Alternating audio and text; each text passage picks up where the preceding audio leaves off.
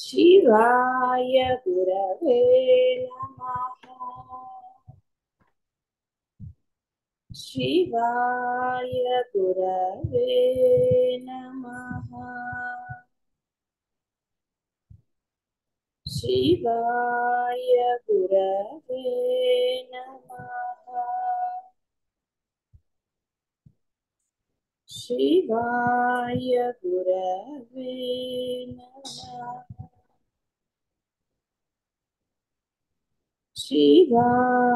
शिवाय गुरवे नमः। शिवाय गुरवे नमः। शिवाय गुरवे नमः। शिवाय गुरवे नमः। शिवाय गुरवे नमः। మాన అవమానాలు అనేవి అంటే ఒకసారి పొగడ పొగడతలు, ఒకసారి అవమానాలు, ఇవన్నీ జరుగుతూనే ఉంటాయి. అది ప్రారంధమా ఇంకొకట అన్న యోచన జ్ఞాని చెయ్యడు. అది లభించింది అంతే. ఎండా వాన ఎలా బ్రహ్మనీతి ప్రకారం మనకి వస్తూ ఉంటాయో అదే విధంగా ఈ యొక్క దేహానికి అంటే ఈ నేను అని వ్యవహారం చేస్తూ తిరుగుతున్న జీవుడికి ఈ యొక్క మాన అవమానాలు అనేవి అత్యంత సహజం. దానిని మనసుకు తీసుకున్నవాడు ప్రారంధాన్ని అనుభవించినట్టు. అప్పుడు కర్మ అనుకో, బాధపడేవాడు కర్మ అనుభవిస్తున్నట్టు. అదే ఏ బాధ లేదనుకోండి, జరిగింది ఓకే, అక్కడ వాడు సమాధానం చెప్పాలా అక్కర్లేదా ఇలాంటివన్నీ కూడా సహజంగా జరిగేవే.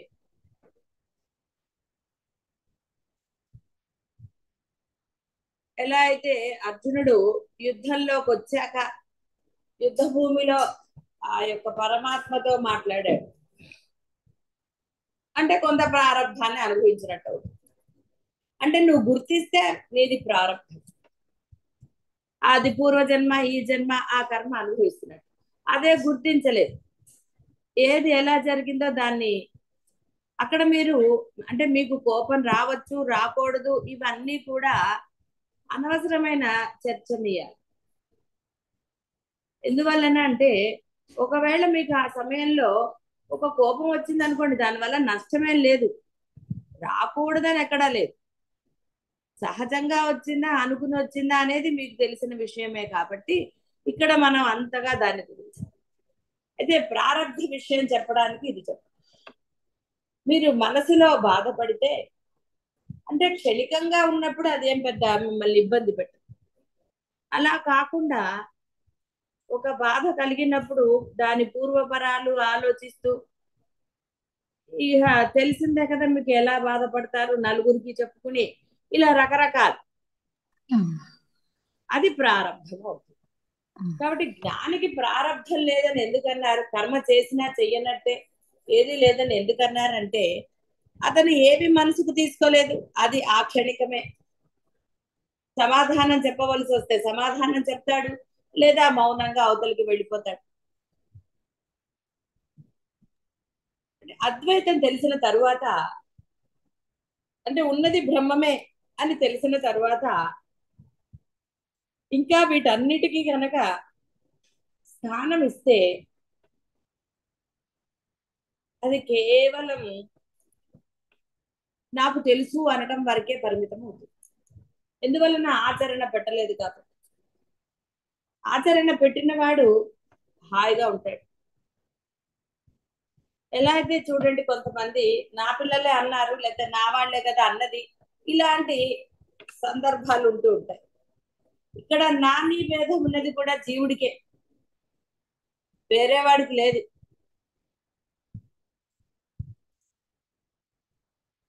కాబట్టి ఆ నాని భేదం లేనివాడు ఈ యొక్క అహం బ్రహ్మాస్మి స్థితికి అర్హుడవుతాడు. ఇక భేదం ఉన్నవాడికి ఎలాగా అంటే ద్వంద్వం ఉన్నవాడు ఏకత్వం పొందలేడు, యోగం పొందలేడు. ఏకత్వం కావాలి అంటే రెండవది ఉండకూడదు. రెండవది ఉంది అంటే వాడికి దాని వలన ఇక అన్ని కలుగుతాయి, అనుభవించటమే అన్ని.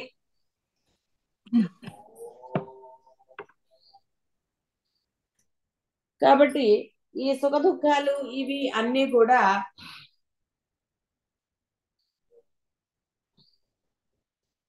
పట్టించుకునేవాడికి నానాగోల, పట్టించుకునేవాడు. కాబట్టి ఇక్కడ నా ప్రారంభం ఇలా ఉంది, నా కర్మ అలా ఉంది, ఇలాంటివన్నీ ఆ డైలాగులు వస్తూ ఉంటాయి. జ్ఞానికి ఈ డైలాగులతో పని లేదు. చిన్నపిల్లాడు ఉన్నాడు, మీరు కోపడుతున్నారని తెలిస్తే వాడు ఏడుస్తాడు. వాడికి అది పట్టించుకోలేదనుకోండి, ఉయ్యాల్లో పిల్లాడిని మీరు ఏమైనా కోపడ్డారనుకోండి, వాడికి ఏం తెలుసు? వాడు నవ్వుతూనే ఉంటాడు మీరు ఏదో మాట్లాడారు. ఏదో కొంత గొంతు గుర్తుపట్టడమో ఏదో జరిగినప్పుడు అప్పుడు వాడి ఫీలింగ్స్ మారుతాయి. ఇది అంటే జీవుడికి ఎలా ఏ వాడు దాన్ని కంపేర్ చేసుకుంటూ ఉంటాడు నానాగాలు. కాబట్టి యథాప్రాప్తం, ఏది ఎలా ప్రాప్తించిందో దాన్ని అలా స్వీకరించేవాడే అసలు. ముఖ్యంగా ఈ అద్వైతం ఉన్నది బ్రహ్మమే అని తెలిసిన తర్వాత వీటన్నిటి యందు సహజమైన వైరాగ్యం కలగాలి. ఉన్నది బ్రహ్మమే అని తెలిసింది, అనేవాడు బ్రహ్మమే, పడేవాడు బ్రహ్మమే, మాట బ్రహ్మమే అని ప్రతిసారి అనుకోలేడు వీడు. ఆ స్థితిలో ఉండాలంతే.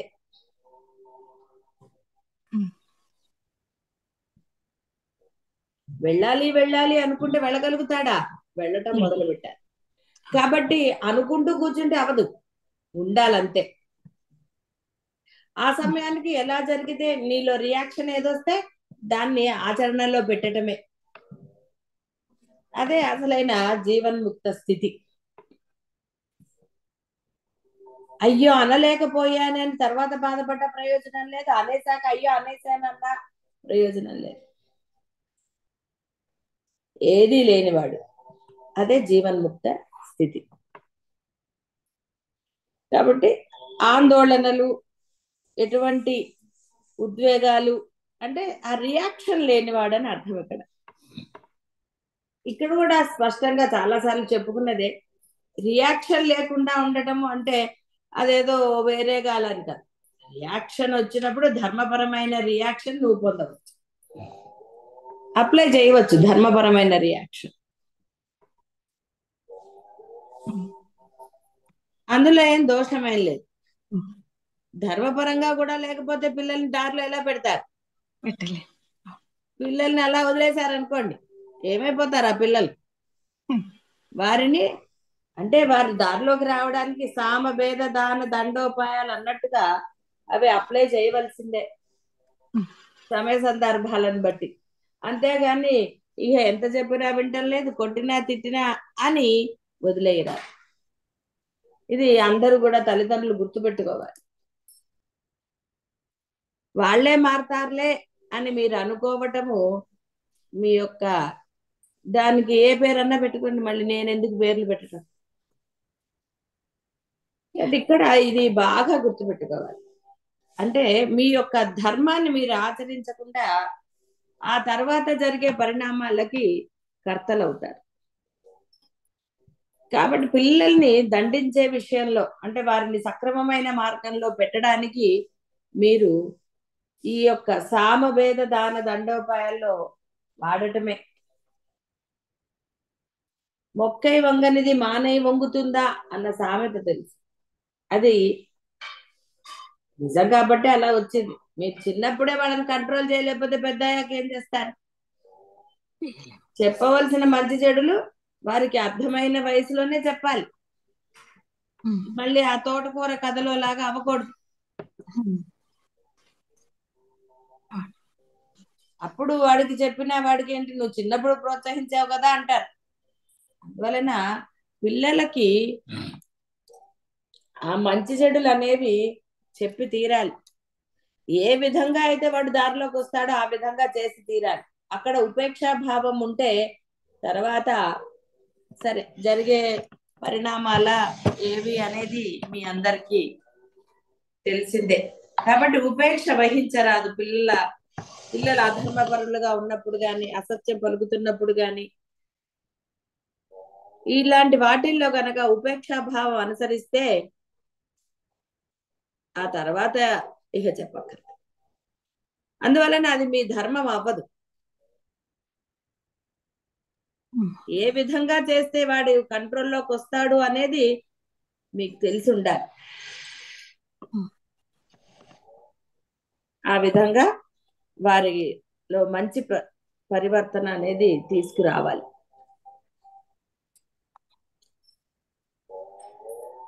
ఎందుకంటే బాధపడి ప్రయోజనం లేదు, రియాక్షన్ వల్ల ప్రయోజనం ఏమున్నది లేదు. కాబట్టి ఆచరణ అనేది అత్యంత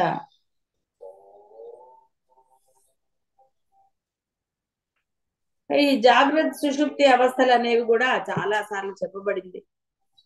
ఒక గాఢ నిద్రలో ఉన్నప్పుడు ఎలా అయితే ఉంటారు అదే విధంగా జాగ్రత్త అవస్థల్లో కూడా ఉండమని ఎన్నోసార్లు మనకి శంకరుల నుండి వశిష్ఠుల వారు, అష్టావక్రులు వీళ్ళందరూ చెప్పినది. ఎందుకంటే ఈ స్థితిని మీరు అనుభవించారు కాబట్టి ఆ స్థితిని వాళ్ళు చెప్తున్నారు. అంటే తెలిసిన దాని ఉదాహరణ చెప్తే ప్రయోజనం ఎక్కువగా ఉంటుంది, ఆచరణ చాలా సులభం అవుతుందని చెప్పడం. అయితే అనుకోవచ్చు ఏంటి నిద్రలో తెలియదు కాబట్టి అలా ఉంటున్నాము, లేచాక అలా అని. మరి అదే కదా అసలైన సాధన అంటే. నిద్రలో ఉండటం గొప్ప విషయం ఏం కాదు, కాకపోతే నీకు అది అనుభవం అయిన విషయం కాబట్టి దానిని ప్రాతిపదికగా చెప్తారు. అలా అప్పుడు ఉన్నావు కదరా, అలాగే ఉండు అన్ని చూస్తూ. అయితే ఇది మీకు అనుభవం లేనిదేం కాదు, ఎన్నో విషయాల్లో పట్టించుకోనట్టు ఉన్నారు. అందరూ కాకపోయినా కొంతమందికైనా ఇది అనుభవంతో ఉన్నదే. ఎన్నో విషయాలు జరుగుతూనే ఉంటాయి, వాటిని పట్టించుకోకుండా ఉన్నారు, ఉపేక్షాభావం వహించారు. చాలా విషయాల్లో చాలా సందర్భాల్లో ఇది జరుగుతూనే ఉన్నది. కాబట్టి అనుభవం లేదు అనడానికి ఏం లేదు. నిన్న చెప్పుకున్నట్టుగా బాహ్య జీవితంలో ఉన్న అనుభవాలు ఎన్నో అద్వైతానికి సరిపోయేవే. అంటే మీరు దాన్ని ఇప్పుడు గనక అప్లై చేయగలిగితే మీరు చాలా తొందరగా ఈ యొక్క జీవన్ముక్త స్థితిని పొందగలుగుతారు. అందులో ఏమి సందేహం, పొంది తీరుతారు. అలాగే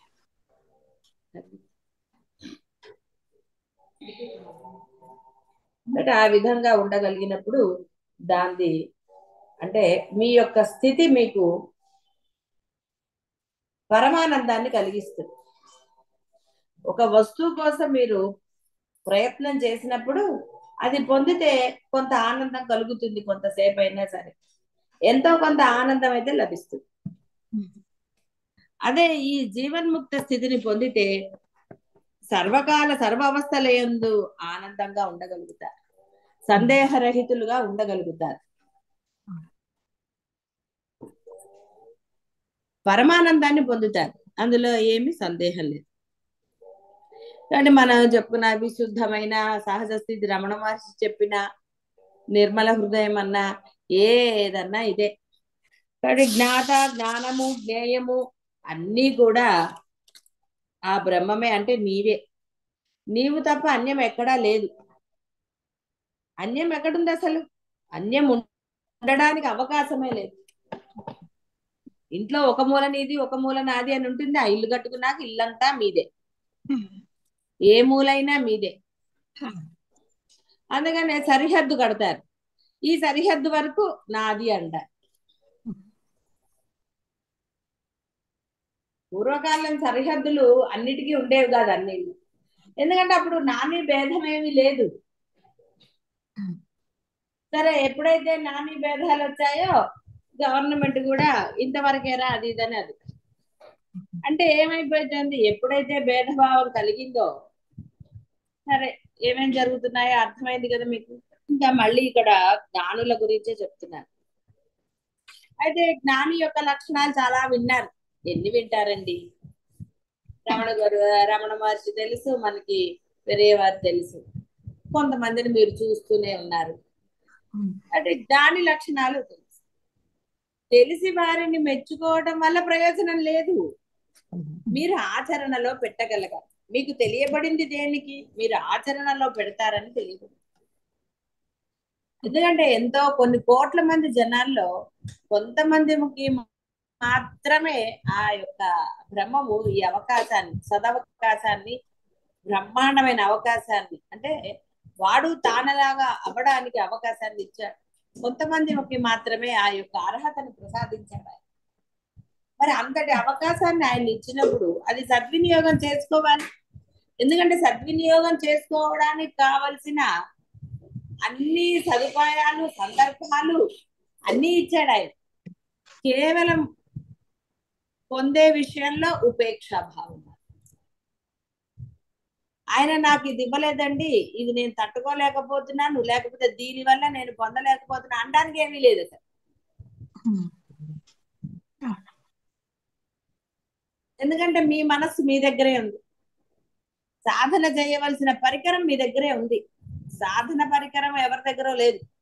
ఏమండి వాడు తీసుకున్నాడు, ఇది నాకు ఇవ్వట్లేదు అనడానికి ఏం లేదు. సాధనా పరికరం మీ దగ్గరే ఉంది. సాధనా పరికరం దగ్గర పెట్టుకుని నా వల్ల కావట్లేదు అంటే అర్థం ఉన్నదా? అది ఎవరికి వాళ్ళు తీసుకోవచ్చు. ఆ పరికరాన్ని ఎలా ఉపయోగించుకోవచ్చో కూడా ఆయనే చెప్పాడు. అంటే పరికరము ఉన్నది, పరికరాన్ని ఎంత సులభంగా మనం వాడుకోవచ్చో, అది ఒకవేళ ఆ పరికరం మీ మాట వినకపోతే దానిని ఎలా దారిలో పెట్టుకోవాలో అన్నిటికీ ఆయన ఉపాయాలు చెప్పాడు, అన్ని చెప్పాడు. ఇంతగా పరికరం ఏంటి? పరికరం శరీరం. మనసుని అదుపులో పెట్టుకోవాలి. మనస్సు. మనస్సు పరికరం. శరీరం ఉంటప్పుడే కదా ఇప్పుడు శరీరం ఉందనుకోండి, ఆటోమేటిక్ గా మీరు మనస్సు అన్నారు. దేహం కాదు కదా సాధన చేసేది, మనస్సు చేస్తుంది కదా. దేహం ఎక్కడన్నా ఉండొచ్చు, అనారోగ్యంగా ఉండొచ్చు, పడుకుని అసలు ఎలా అయినా ఉండొచ్చండి దేహం, కానీ మనస్సు అయితే ఉందిగా. ఎందుకంటే సాధన చేసేది మనస్సుతో. శరీరంతో చేసే విన్యాసాలన్నీ కూడా నీవే అని నీవు గనక భావన చేసినప్పుడు ఆ జపో జల్ప శిల్పం సకలమపి ముద్ర అవిరచన అన్నది వస్తుంది. కాబట్టి మనస్సు నీ దగ్గరే ఉంది. ఆ మనస్సుని ఎలా కంట్రోల్ చేసుకోవాలో కూడా చాలా ఉపాయాలు ఇవన్నీ కూడా చెప్పబడ్డాయి. ఒక నియమంగా గనక నీవు ఆ యొక్క సాధన అంటే నామస్మరణ ఇంకోటో చేస్తే అది నీ మాట వింటుందిరా అని దాని అనుభవం కూడా మీకు కలిగింది. ఎప్పుడైతే మీరు కొంత నియమంగానో ఇష్టంగానో ఆ యొక్క నామస్మరణను పట్టుకున్నారో మీలోని మార్పులు మీకు చక్కగా స్పష్టంగా గోచరించాయి. దాని ఫలితంగా మీరు ఆనందాన్ని కూడా పొందారు, అందులో ఏం సందేహం లేదు. ఇప్పుడు అబద్ధాలు ఆడాలన్నా ఆడలేరు కదండి, ఎందుకంటే అది పరమ సత్యం. కొంత సాధన వల్లనే మీరు ఆ ఫలితాన్ని అంటే ఆనందాన్ని పొందగలిగినప్పుడు పూర్ణ ఫలితం పొందడానికి దేనికి స్మాతికి కేవలం ఉపేక్షాభావం. దేనికి ఆ ఉపేక్షాభావం అనేది ఎవరికి వాళ్ళు వేసుకోవాల్సిన ప్రశ్న. ఇక్కడ గురువులు చేసేది లేదు, ఎవరు చేసేది లేదు. ఇది కష్టము అంటే గురువు ఆ కష్టాన్ని తీరుస్తారు. బాహ్యమైన కష్టాలు ఎలాగూ నశిస్తాయి, అవి ఎలాగూ తీరుస్తున్నారు గురువులు. బాహ్యంలో నీకేం కష్టం లేదు. కష్టం ఉన్నప్పుడు గురువు గుర్తొస్తాడంటే, కష్టం లేనప్పుడు గురువు అవసరం లేదండి అంటే ఇంకా మనం చెప్పేది ఏంటి. ఒక కష్టం ఉంది అనుకోండి, పిల్లలు ఏం చేస్తారు, ఒక పెద్ద కష్టం అంటే కాకా పడతారు, అమ్మ నాన్న అంటారు, లేకపోతే ఏదో పెద్దవాళ్ళు. ఆ కష్టం తీరిపోగానే చేసావులే అని. వాళ్ళ పిల్లలు అజ్ఞానులు కదా, అందుకని అలా ఉంటుంది. కానీ సర్వం తెలిసిన సాధకుడు ఆ విధంగా ప్రవర్తించాలి. వర్తించటం వల్ల ఏమిటి జరుగుతుందో తెలుసు వాడికి. ఆనందం ఎలా లభిస్తుందండి? లభించదు. కృతజ్ఞతా భావం ఉన్నప్పుడు నువ్వు ఆనందంగా ఉంటావు. నీలో కృతజ్ఞతా భావం లేదనుకోండి, మీరు ఆనందంగా ఉంటారా? ఉండలేము. వాడు చాలా సహాయం చేశాడండి అనుకున్నప్పుడు మనసు ఒక మంచి రియాక్షన్ ఉంది. ఉమ్. అదే చేశాడులే అన్నప్పుడు, అంటే ఒక నెగిటివ్ మాట అనుకుంటున్నప్పుడు మీ మనసు ఎలా ఉంటుంది, మాట తీరు బయటికి వచ్చేది అది ఎలా ఉంటుందో మీకు స్పష్టంగా అనుభవమే. ఒక మంచి మాట చెప్తున్నప్పుడు ఎలా ఉంటుంది, ఇది ప్రతి వారికి అనుభవమే. మరి అలాంటప్పుడు మనం దేనికి ఇంకా ఉపేక్ష వహించటం ఎందుకు? మనం అనవసరమైన విషయాలను గుర్తు చేసుకోవటమో ఇంకోటో అక్కర్లేదు. అవును. నీవు ఎటువంటి రియాక్షన్ లేకుండా ఒక జరిగిన విషయాన్ని చెప్పగలిగినప్పుడు చాలా మంచిది. నీలో ఏ రియాక్షన్ అంటే ఒక మాట చెప్తున్నప్పుడు వాడు చెడ్డవాడండి అనే చెప్తున్నావు, నువ్వు రియాక్షన్ లేకుండా చెప్పినప్పుడు పెద్ద బాధ లేదు. ఎందుకంటే అవతల వాడికి తెలియాలి, జాగ్రత్త రా నువ్వని ఒక విషయం చెప్పినప్పుడు నీకేం బాధలేదు. అంటే నీలో ఎటువంటి ఆందోళనలు లేకుండా నీవు అది చెప్పగలిగితే ఆ స్థిర భావం నీలో కలుగుతుంది. కానీ ఇంకా నీలో చెప్తున్నప్పుడు ఆందోళన, నువ్వు అనుభవించిన వేదన ప్రతిఫలించింది అనుకోండి, అందువలన మనస్సు నువ్వు ఎలా కంట్రోల్ చేయగలగాలి, ఎలా చెయ్యాలి, ఇలాంటివన్నీ కూడా బోధలో నీకు చక్కగా చెప్పబడ్డాయి.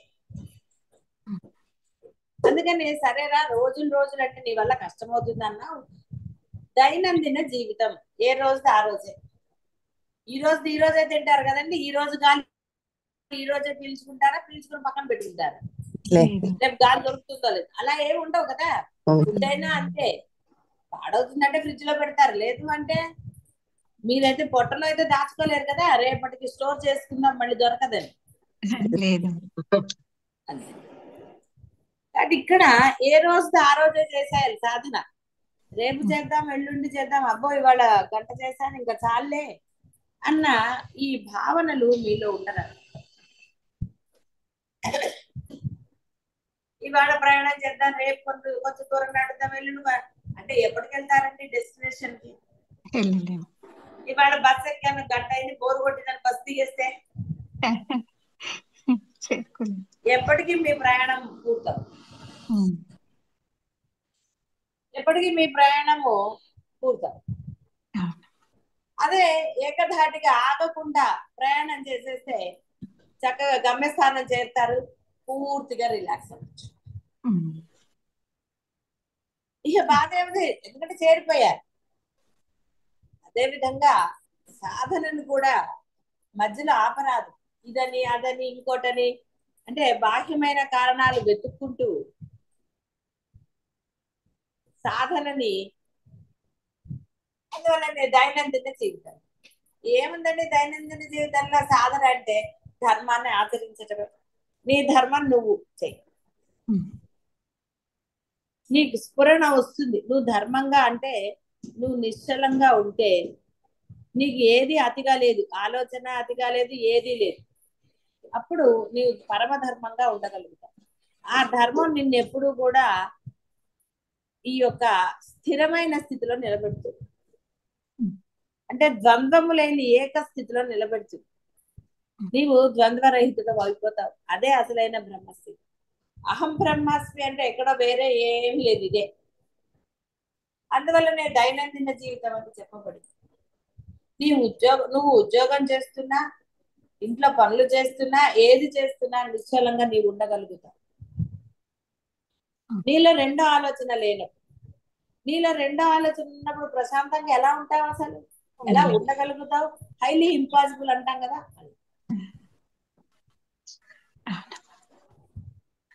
కాబట్టి ఇది పెద్ద కష్టమైంది కానే కాదు, నువ్వు కష్టం అన్నావు కాబట్టి కష్టం అనిపిస్తుంది.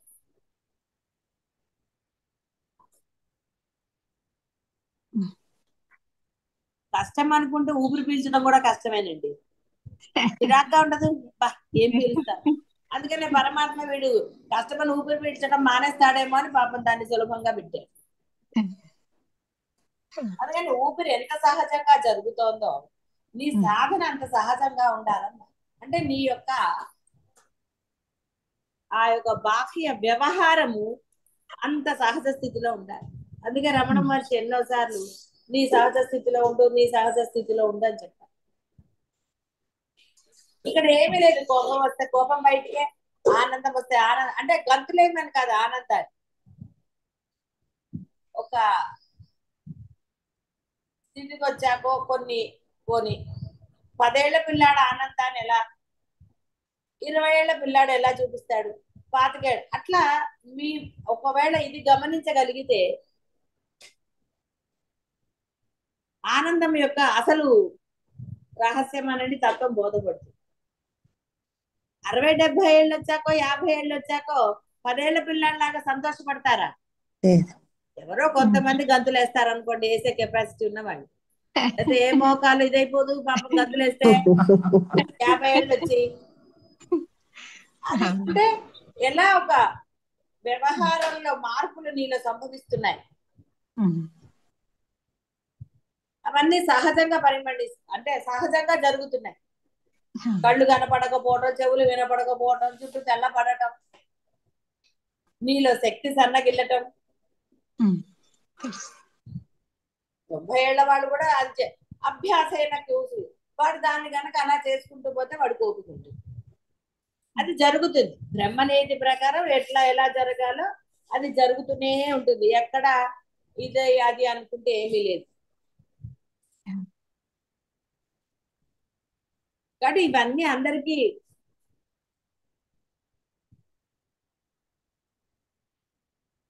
ఇవి సహజంగా జరిగేవి. ప్రాణం పోవటం కూడా సహజమే, జీర్ణాని వస్త్రాన్ని అన్నట్టు. కాబట్టి ఇవన్నీ సహజంగా జరిగేవి. మరి సహజంగా జరిగే వాటికి ఎందుకంటే ఆందోళన? బయట ఎండ వచ్చింది, ఆందోళన పడితే అని ఉపయోగం ఉందా? ఇష్టమైన షాపింగ్ ఎండలో అయినా చేయరండి. ఎండ వాన ఏదైనా సరే ఇష్టమైనది మానేస్తారా? తడుస్తూ అయినా వెళతారు, ఏదైనా సరే కష్టపడి చేస్తారు. ఎందుకు? మీకు అది ఇష్టం కాబట్టి. తప్పదు అని కూడా అనొచ్చు మీరు. ఇక్కడ ఇష్టానికి తప్పదుకు పెద్ద భేదం ఏం లేదు. అందువల్ల తాను చేసే ఏ కర్మకైనా ఒక ఫలితం ఉంటుందని వాడికి తెలుసు. కొంత వయసు వచ్చాక వాడికి తెలియపోయినా ఇంట్లో వాళ్ళు చెప్తారు, ఒరే నువ్వు కనుక అలా చేస్తే నువ్వు ఇదేరా అని. 2 ఏగానే చూసావా, నువ్వు చెప్పావు కాబట్టి నేను కొట్టాను అని అంటారు. అన్నీ ఉంటాయి. ఇవన్నీ కూడా ఎక్కడో లేవు, పరమ సత్యాలన్నీ మీ జీవితంలోనే ఉన్నాయి. ఎవరి జీవితంలో వాళ్ళకి ఆ పరమ సత్యాలన్నీ కనపడుతూనే ఉంటాయి. ఏం సందేహం ఏం లేదు అందులో. కాబట్టి కర్మ నువ్వు చేసావు అంటే దానికి తగ్గ ఫలితం ఉంటుంది. మరి ఎందుకండి జ్ఞానికి కర్మ లేదన్నారు అంటే, జ్ఞాని ఎప్పుడూ కూడా తాను చేస్తున్నాను తన కోసమనో స్వార్థం కోసమనో ఉండదు. అందువల్ల ఆలోచన లేదు అతనికి, అంటే కర్తృత్వ భావన లేదు. కర్తృత్వ భావన ఉన్నవాడికే ఫలితం. అందుకే ఈ చంటి పిల్లలకి వీళ్ళకి వాళ్ళకి తెలియదు కాబట్టి శాస్త్రంలో అంటే వేదంలో చెప్పబడింది, ఇన్ని సంవత్సరాల వరకు వాడు ఏది చేసినా కూడా వాడికి ఆ యొక్క కర్మ ఫలితము వాడికి లభించదు. అంటే వాడు ఆ కర్మ చేసినా వాడికి ఏమి ఉండదు. చిన్నపిల్లాడు మిమ్మల్ని తిట్టాడే అనుకుందాం, వాడికి ఏం దోషం రాదప్పుడు. దానికి కూడా ఒక వయస్సుని నిర్ణయించాడు ఆయన. ఈ వయస్సు వరకు వాడు ఏది చేసినా కూడా వాడికి దాని యొక్క అంటే ఆ పాప ఫలితమో పుణ్య ఫలితమో రాదు. పిల్లల చేత నువ్వు ఈరా అని చెప్పి వాడి చేతికి డబ్బులు ఇచ్చి దానం చేయిస్తారు, అది వాడికి రాదప్పుడు. ఎందువల్ల వాడికి తెలీదు. కాబట్టి ఇక్కడ వాడు తెలియక చేశాడు కాబట్టి వాడికి ఏది లేదు. జ్ఞాని అన్ని తెలుసు కాబట్టి తాను కర్తనని చెయ్యదు. నేను కాబట్టి అంటే కర్తృత్వ భావన లేదు. నేను అన్న ఐడెంటిటీతో అతను చేయటం లేదు. అర్జునుడి కూడా అదే నేను నేను అన్నాడు ఆయన. అయ్యో ఇంతమందిని చంపాలా, చంపిన తర్వాత రాజ్యం ఎందుకు నాకు, ఈ రక్తపాతాలు అని చాలా డైలాగులు కొట్టాడు. ఉమ్.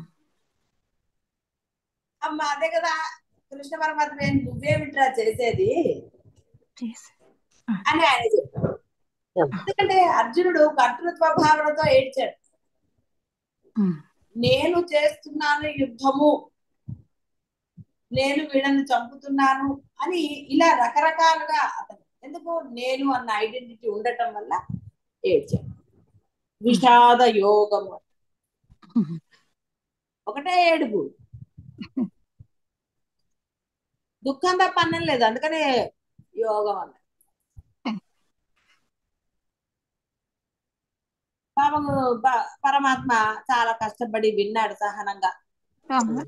సహనంగా వింటాడు, ఓపిక పట్టాడు. సరే ఎన్నో శ్లోకాల్లో బాధపడిన తర్వాత ఇక చాలా ఆపన్నాడు. ఉమ్. ఏమిట్రా నువ్వు చేసేది అని అని, అయ్యో స్వామి నువ్వు ఇంత చెప్తున్నా నాకు అర్థం కాలేదు, కరెక్ట్ గా చెప్పవయ్యా అన్నాడు. ఉమ్. అంటే మళ్ళీ చెప్పాడు, ఇంకా చెప్పన్నా, ఇక నువ్వేం చెప్తే అదే చేస్తా, నువ్వే నా గురువు బొమ్మ. ఉమ్. కాబట్టి ఆయన మళ్ళీ బోధ చేశాడు, అవును. విపులంగా చెప్పాడు. అప్పుడు అర్థమయ్యి యుద్ధం చేశాడు, ఇక ఏడవలేదు. తెలిసింది. కాబట్టి నేను అన్న భావన ఉన్నవాడికి ఏడుపండి. నేను నాది నాది, నా వాళ్ళు నన్ను తిట్టానో లేకపోతే నా వాళ్ళు నాకేమి ఇచ్చారు, ఇలా ఇవే కదా బాధలన్నీ, వేరేగా ఎక్కడ ఉంటాయి, ఉమ్. అంతే వేరే కదా. బాధలు ఏం లేవు అసలు అక్కడ. ఉండవు. లేవు. నేను అని ఎప్పుడైతే మీ మనసులో ఉంటుందో, అది ఏ సందర్భంలో అయినా సరే, ఏ సిచ్యువేషన్ లో అయినా సరే, ఎక్కడున్నా సరే, ఆ నేను ఉన్నదా ఏడవక తప్పదు. నేను ఉన్నప్పుడు ఏడిపే, అది మీ అందరికి కూడా అనుభవమే. నేను అనుకున్నప్పుడు ఏడ్చారా ఏడవలేదు, బాధపడ్డారు, నన్ను అన్నారు లేదా నాకు తీసుకున్నారు నాకు ఇవ్వలేదు, అసలు ఎన్నండి గోలలు, నన్ను తిట్టారు నన్ను పిలవ, అసలు ఎన్నో, అసలు చెప్పక్కర్లా. నేనుకు అనేకం, దానికి ఆ గోలంతా లేదు కాబట్టి ఆనందంగానే ఉంటాడు.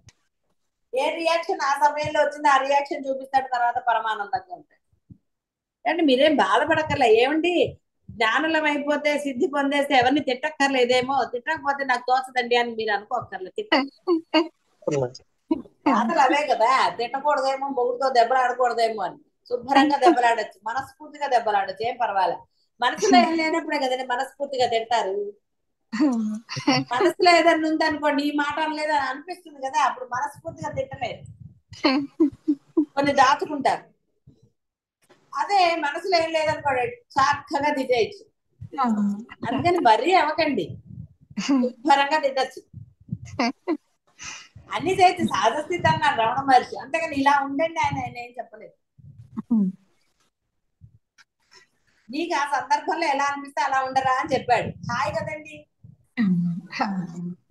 లేదనుకోండి పీక్కోవాల్సి వస్తుంది, అయ్యో తిట్టలేదు, నేను తిట్టుంటే బాగుండేది, కానీ ఏం చేస్తాం, వాళ్ళ మాట వినాలి, వాళ్ళ దాంట్లో ఉన్న ఇలా ఇన్ని అనుకుంటారు. దాని బదులు తిట్టేశారు అనుకోండి, అందుకని ఇక్కడ మీరేమి మొహమాట పడక్కర్లే, అయ్యో స్థిరత్వం పొందేస్తే తిట్టడానికి లేదు, ఏది లేదేమో అని అంటే అనుభవించడానికి అని, ఏం పర్వాలే ఏసీలో కూర్చోవచ్చు. చెప్పారు కదా, ఇంకా ఆనందంగా ఉంటుందండి, హాయిగా ఉంటుంది, ఏసీలో కూర్చోవచ్చు, హోటల్స్ అసలు ఎక్కడికైనా వెళ్ళచ్చు ఆనందంగా. ఎక్కడికి వెళ్ళినా ఏది లేదు కాబట్టి అన్ని చోట్ల బ్రహ్మాండంగానే ఉంటుంది. ఒకళ్ళు తిట్టినా బానే ఉంటుంది, ఒకళ్ళు మీ మీద నింద వేసినా బానే ఉంటుంది.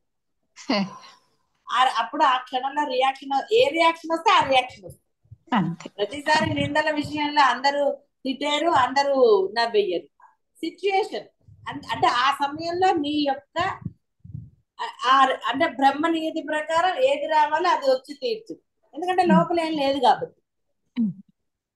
లోపల ఉందనుకోండి అప్పుడు పరిస్థితులు పరిణామాలు వేరేగానే ఉంటాయి కదా. కానీ స్థితి పొందితే చాలా ఆనందం అండి, ఎంతో యూస్ఫుల్ కూడా. అవును. ఇక అన్ని చేయొచ్చు మీరు, ఏది లోపల ఉంటది కాబట్టి అది అక్కడికి అయిపోతుంది. మరి ఎందుకండి ఇవన్నీ వాళ్ళతో అనడం వీళ్ళతో అనటము అంటే అవతల వాడికి కూడా తెలియాలి కదా. అయితే తెలియాలని వీడు చెప్పటం లేదు, ఆ సందర్భం వస్తుంది, లేదా చెప్పాను కదా బ్రహ్మనీతిలో ఉంటుంది, అందుకే సహజ స్థితి అన్నారు. సహజ స్థితి అంటే ఏంటంటే మనసులో ఏమీ లేకపోవటమే సహజ స్థితి. అర్జునుడు అన్ని పెట్టుకున్నాడు కాబట్టి ఏడ్చాడు. అన్ని తెలిసే కదా పెట్టుకున్నాడు, యుద్ధం తెలుసు, వెళ్ళాడు, అన్ని చేశాడు కదా అర్జునుడు, అవునమ్మా. అన్ని చేసి కూడా ఏడ్చాడు. ఏం ప్రయోజనం అయింది, అన్ని పెట్టుకున్నాడు కాదు. సరే, ఇక కృష్ణ పరమాత్మ పరమ సత్యాన్ని బోధించాడు. సరే, వాళ్ళకి అప్పుడు అర్థమైంది. మీకు కూడా క్లాస్ లో ఉన్నప్పుడు బాగా అర్థం అవుతుంది, క్లాస్ నుంచి బయటికి వెళ్ళగానే వేరే అర్థం అవుతుంది. కానీ అక్కడ ఆయనకు అర్థమై యుద్ధం చేశాడు. యుద్ధం చేశాడు, ఆనందం పొందాడు, అన్ని అయిపోయాయి. తర్వాత ఏమిటయ్యా అంటే, అయ్యో నేను మర్చిపోయా స్వామి, మళ్ళీ చెప్పవా అన్నాడు. నీకు ఇక అప్పుడు అర్జునుడు కూడా, అయితే తర్వాత మనకు అది అవసరం లేదు కాబట్టి, కథలో ఏం జరిగింది, అర్జునుడు బ్రహ్మం అయ్యాడా లేదా మనకు అవసరం లేదు కాబట్టి దాని గురించిన చర్చ జరగలేదు. మనకు కావాల్సింది పరమాత్మ బోధించినది. గీత అంటే బోధ, అది మనకి తెలిసింది, దాన్ని సూక్ష్మం అర్థం చేసుకుని ఆచరణలో పెట్టడమే మీకు కావాల్సింది. ఏమంటే అర్జునుడు అయ్యాడా లేదా బ్రహ్మం మీకు అనవసరం. అయ్యాడా లేదా, ఎందుకంటే ఇప్పుడు ఉన్నాడా అర్జునుడు,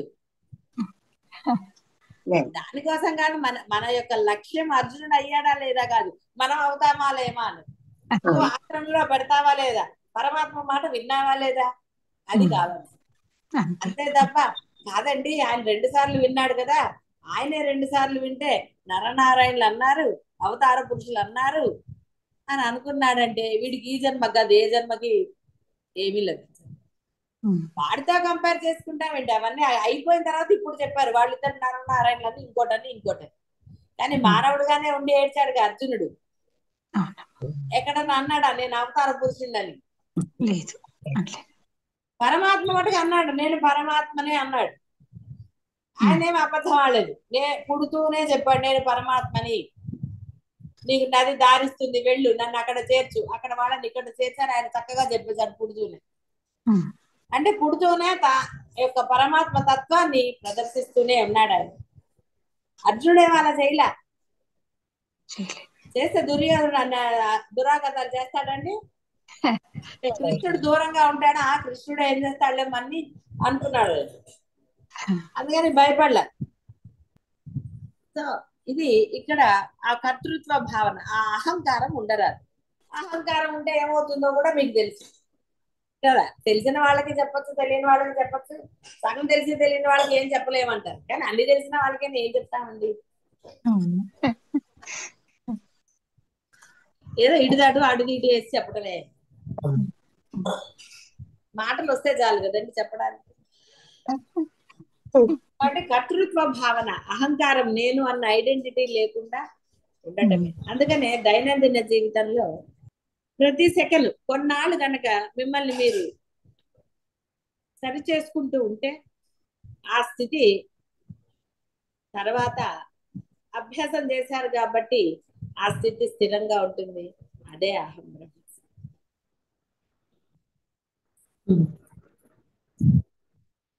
కర్తృత్వ భావన, నేను అన్నదే సర్వ అనర్థాలకి మూలం అనేది అనుభవపూర్వకంగా మీ అందరికీ అర్థమైంది. దాని యందు తగు జాగ్రత్త వహించాలి. ఎక్కడైనా సరే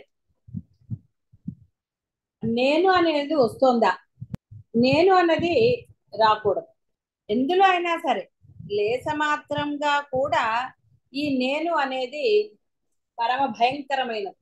వ్యవహారంలో ఎటువంటి ఐడెంటిఫికేషన్ లేని నేనుని వాడవచ్చు.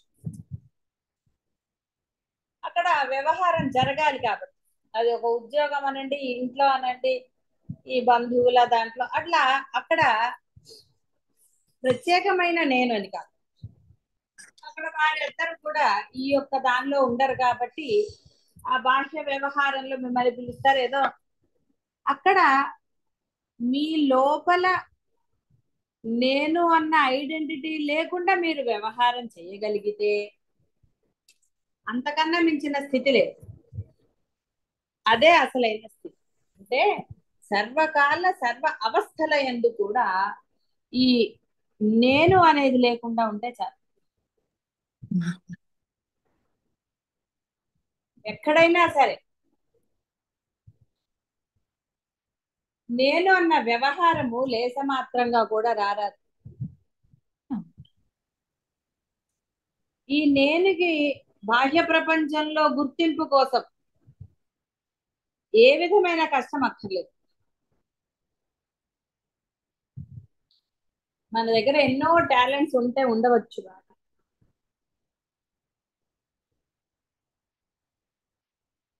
నీవు ప్రయత్నం చేయక్కర్లేదు. ఒకవేళ నిజంగా నీలోని ఆ హిడెన్ టాలెంట్ లేదా నీలో ఉన్న ఆ యొక్క విఘ్నత ఏదైనా సరే అది బయట ప్రపంచంలోకి ప్రసరించాలి అని గనక ఆ బ్రహ్మ నియతి అయితే నీ వైపు అంటే అసలు ఏ ప్రయత్నము లేకుండా నీకు ఎటువంటి ఇబ్బంది లేకుండా అది బాహ్య ప్రపంచంలో పెడుతుంది. మనమేం బోర్డు పెట్టుకోక్కర్లేదు, ఏది చేయక్కర్లేదు. అవకాశాలు అలా నిన్ను వెతుక్కుంటూ వస్తాయి. అలా చక్కగా జరిగిపోతూ ఉంటుంది. బ్రహ్మ నియతిలో ఉన్నప్పుడు అది బ్రహ్మాండంగా నీకు ఉపయోగంగా ఉంటుంది. ఉపయోగము అంటే ఆనందము అని నా ఉద్దేశం. ఉపయోగం అంటే బాహ్యమైన ఉపయోగం అని కాదు, ఎంతో ఆనందాన్ని ఇస్తుంది నీకు అక్కడ. అదే నీవు ఈ బాహ్య ప్రపంచంలో గుర్తింపు పొందాలని తాపత్రయపడినప్పుడు ఏ రకంగా అయినా సరే అది నిన్ను దుఃఖమయం చేస్తుంది. పొద్దుటే పొందవచ్చు కాక నీ ప్రయత్నం వల్ల ఒక ఉన్నత స్థితిని నువ్వు పొందవచ్చు బాహ్య ప్రపంచంలో, అది నశించేదే. నీకన్నా గొప్పవాడు ఇంకోటి వస్తాడుగా. ఎందులో అయినా సరే నువ్వు అనుకున్నంత మాత్రాన నీవే గొప్పవాడివి కా, నీకన్నా ఉన్నవాళ్ళు రావచ్చు. అప్పుడు నీలో ఆ పోటీ, ఆ ద్వేషం ఇవన్నీ పెరిగితే ఇక నీకు యోగం సంభవించదు. అంటే ఇదంతా కూడా కేవలం అద్వైతులకే చెప్పబడుతుంది. మీరేం కంగారు పడకండి. మీలో ఉన్న దానిని అంటే మీ యొక్క విఘ్నత అనండి, అది 10 మందికి ఉపయోగపడాలనో ఇంకే ఏదని అయినా సరే ఆ బ్రహ్మనీతిలో ఉంటే మీరు ఏమాత్రం కష్టపడకుండా దానిని బాహ్య ప్రపంచానికి నీవు అనుకో, ఉపయోగపడాలని అనుకోకు, పడద్దు అనుకో. ఇది నా మార్గం అని నువ్వు నిర్ణయించు. అద్వైతంది నిర్ణయించుకోవాలి. అంతేగాని బాహ్య ప్రపంచంలో ఇది నా మార్గము, ఇక్కడైతేనే నేను సుఖంగా ఉంటాను, ఆనందంగా ఉండగలుగుతాను అన్న నీ అభిప్రాయం ఎప్పుడూ తప్పే. అభిప్రాయాలు ఉన్నది జీవుడికి మాత్రమే. అన్ని బ్రహ్మంకి మహావేహం అన్నాడు కదా, వదిలేసే. ఎప్పుడైతే మీరు వదిలేసి ఆనందంగా ఉంటారో అప్పుడు ఆ ఆనందాన్ని మీరు పొందితే తప్ప మీకు అర్థం కాదు. అది మాటల్లో చెప్పడమో ఇంకోటో కుదరని పని. అది స్వయంగా ఎవరికి వారు అనుభవించవలసినదే. అందువలన బాహ్య ప్రపంచం యొక్క నిర్ణయాలు తీసుకోవటం అనేది జీవుడి లక్షణం. జీవుడు ఉన్నాడు అంటే ద్వంద్వం ఉన్నట్టే. సముద్రంలో కలిసే వరకు అక్కడ ప్రవహించేదాన్ని నది అంటారు. కలిసిపోయాక ఇక నదికి ఐడెంటిటీ లేదు, సముద్రము అంటారు. అఖండత్వం. ఆ విధంగా ఉండగలగాలి. మళ్ళీ జీవుడి యొక్క ఇది వ్యవహారం అనేది ఎలాగైతే బాహ్య ప్రపంచంలో సూర్యుడు వచ్చి వెళుతనివ్వడం ఇలాంటివన్నీ, వర్షము గాలి వస్తుంది, ఇదంతా కూడా బ్రహ్మనీతి ప్రకారం ఒక వ్యవహారం జరుగుతుంది. అక్కడ బ్రహ్మ నియమించిన వాళ్ళు ఎవరికి ఈగోస్ లేవు పాపం. వాళ్ళందరూ ఎలా ఉన్నా వాళ్ళందరూ నిశ్చలంగా ఉన్నారు. రమణ మహర్షి అలాగే ఉన్నాడు, పెరియవారు అలాగే ఉన్నారు. వాళ్ళకి అవమానాలు జరిగాయని వాళ్ళేమి ఇది చేయలేదు. సత్కారాలు జరిగాయని పొంగిపోలేదు. ఉమ్. అంటే ఎలా ఉన్నదాన్ని అలా కాబట్టి ఇది బాగా అర్థం అవడానికి మనం పిల్లలది చెప్తున్నాం. వేదాంతంలో పిల్లల గురించి చెప్పబడుతుంది. వాడికి మీరు చింకిరి గుడ్డ వేసినా, బంగారు వస్త్రం తొడిగినా, ఏది చేసినా వాడికి ఏం పెద్ద తేడా ఉండదు. ఉమ్. వాడిలో నేను ప్రవేశించే వరకు ఏమి, ఇక నేను ప్రవేశించిందా వాడు నా ఇష్టం అంటుంది. అవును. ఇక గోల మొదలైంది వాడు. ఇది కాదు అది కావాలి అంటూ ఉంటాడు. నేను మొదలైంది కదా. అవును. కానీ బాహ్య ప్రపంచంలో మీకు ఏది లభిస్తోందో దాని యందు అంటే అది ఆ యొక్క బ్రహ్మ నియతి, బ్రహ్మ ప్రసాదంగా మీరు స్వీకరిస్తే దానిలోని ఆ బ్రహ్మత్వాన్ని ఆయన మీకు పరిచయం చేస్తారు. అన్ని బ్రహ్మ పదార్థాలే కదా, అవును. అందులో సందేహం లేదు. ఉమ్. అనుకోవచ్చు ప్రయత్నం చేయకుండా మనకి ఏమైనా లభిస్తాయా అని. ఇది కూడా చాలా మందికి అనుభవం ఉన్నది. మీ ప్రయత్నం లేకుండా మీకు లభించినట్టు, అవి ఉద్యోగాలైనా ప్రమోషన్లైనా సరే మీ ప్రయత్నం లేకుండా మీకు లభించింది. సో ఇలా ప్రయత్నం లేకుండా కూడా పొందిన వాళ్ళు ఉన్నారు. ఏ ప్రయత్నం అక్కర్లేదు. ఏ నిర్ణయం తీసుకోకపోతే నీవు అంటే జీవుడు నిర్ణయం తీసుకున్నప్పుడు బ్రహ్మ నిర్ణయం తీసుకుంటాడు. జీవుడే తీసేసుకుంటే బ్రహ్మ సాక్షి. కాబట్టి జీవుడు బ్రహ్మాండమా బ్రహ్మ బ్రహ్మాండమా అనేది తెలిసిన వాడు ఆ తప్పును చేయడు. కాబట్టి ఆ బ్రహ్మం యందు ఆ తత్పరత కలిగి ఉన్నవాడు ఎటువంటి దోషాలు చేయడు. అంటే ద్వంద్వాన్ని ఉపయోగించడు. ఉమ్. ట్యూబ్ లైట్ ఉన్నప్పుడు ఎవరైనా చిన్న బెడ్ లైట్ వేసుకుంటారండి? అన్ని వేసుకుంటా. కనపడాలన్నప్పుడు లేదా దీపం వెలిగించుకుంటారా? ఉహు. టార్చ్ లైట్ లేదు. పట్టుకు తిరుగుతారా? లేదమ్మా. కదా. ఆ. శుభ్రంగా చక్కగా లైట్ వేసుకుని అన్ని పనులు చేసుకుంటారు. ఉమ్. అంతేగాని టార్చ్ లైట్, కిరోసిన్ దీపమో ఇంకోటో ఉమ్. ఇంకోటో చెయ్యరు. ఉమ్. లేరు. చిన్న పరిమిత దీపమో పెట్టుకోరు. ఎందుకు? అక్కడ లైట్ ఉంది, బ్రహ్మాండంగా వెలుగుతుంది, ఉమ్. దాన్ని ఉపయోగించుకుంటారు. అంతేగాని అది ఉమ్. ఆశ్చర్యం. అలాగే ఇక్కడ బ్రహ్మాండమైన ఆ బ్రహ్మ ఉన్నాడు, తెలియబడింది మీకు, ఉన్నాడు నాతో సహా. నేనేమి వేరే వాడిని కాదు, నేను బ్రహ్మాన్నే. కాబట్టి ఉమ్. నాకు కూడా ఆ అఖండమైన శక్తి ఉన్నది అని దృఢంగా భావించి ఆ విధంగా గనక వాడు వ్యవహారం చేస్తే బ్రహ్మమే. బ్రహ్మ వ్యవహారం చేసిన వాడు బ్రహ్మమే అవుతాడు. జీవ వ్యవహారం జీవుడు. మళ్ళీ జనన మరణాలు ఇహ అసలు ఇంకా చెప్పక్కలే కదా. కావున అనన్యమైన భక్తి కలవాడు. ఇక్కడ భక్తి అంటే విశ్వాసం. భక్తి అంటే మళ్ళీ ఏదో పూజ అని అనుకోకండి. లేదు. వాడంటే వీడికి చాలా భక్తి అండి అంటే అర్థం ఏంటి? నమ్మకము, విశ్వాసము ఇలాంటివి. అవును. వాళ్ళు ఏం చెప్పినా వీడు తూచా తప్పకుండా చేస్తాడని ఒక ఇది. ఉమ్. వేరే ఏమీ లేదు అక్కడ. ఉమ్.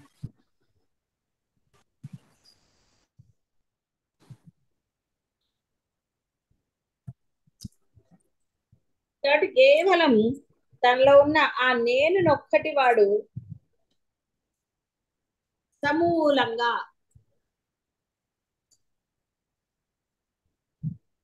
లేకుండా చేసుకున్నాడు అనుకో, సహజంగా బ్రహ్మ అయిపోతాడు. ఇంకా బ్రహ్మం కోసం అడేది. అందుకనే ఆ సహజ స్థితి కోసమే ఈ సాధన.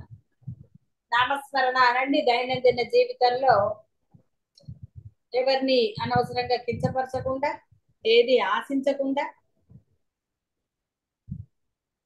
ఐడెంటిటీ లేకుండా, వ్యవహారంలో ఆ ఐడెంటిటీ కాస్త వాడుకున్న ముందుకులో దోషం లేదు. ఉమ్. అయితే అది నిన్ను డిస్టర్బ్ చేయకూడదు. నీలో అహంకారాన్ని పెంచకూడదు. నేను గొప్పవాడిని అన్న అహంకారం. వ్యవహారంలో నేను నువ్వు వాడు, కానీ కేవలం వ్యవహారం. చెప్పాను కదా, స్విచ్ చేస్తే ఫ్యాన్ తిరుగుతుంది. ఇప్పుడు ఫ్యాన్ నేనే గొప్పదాన్ని ఆహా ఓహో అంటే స్విచ్ అయిపోతే ఏమవుతుందండి? అది వేస్ట్. నడవదు. ఫ్యాన్ అనుకుంది అనుకోండి, నేను తిరుగుతున్నా కాబట్టి నీకు గాలి వస్తుంది, ఉమ్. స్విచ్ ఆఫ్ చేస్తే ఏం తిరుగుతుందండి అది పాపం. తిరగలేదు. అలాగే బ్రహ్మ లేనిదే నీకు ఐడెంటిటీ ఎక్కడిది? రాదు, లేదు. కాబట్టి ఆ బ్రహ్మస్మరణతో బాహ్య ప్రపంచంలో వ్యవహారం చేయి. ఉమ్, అలాగే. బాహ్యంలో కూడా అంతా బ్రహ్మమే. అక్కడ రెండే లేవు, లోపల బయట అంటూ. ఆ బోధలో చెప్తారు లోపల బయట అని, కానీ నిజంగా లోపల బయట అంటూ ఉందా? ఉమ్, ఉమ్, ఎక్కడుందండి లోపల బయట విడివిడిగా? లేదమ్మా, లేదమ్మా, అంతటా ఒకటి. ఉంటే అందరు లోపలికి ఈజీగా వెళ్ళిపోయేవాళ్ళు కదా, ఒక కన్నం పెట్టుకుని.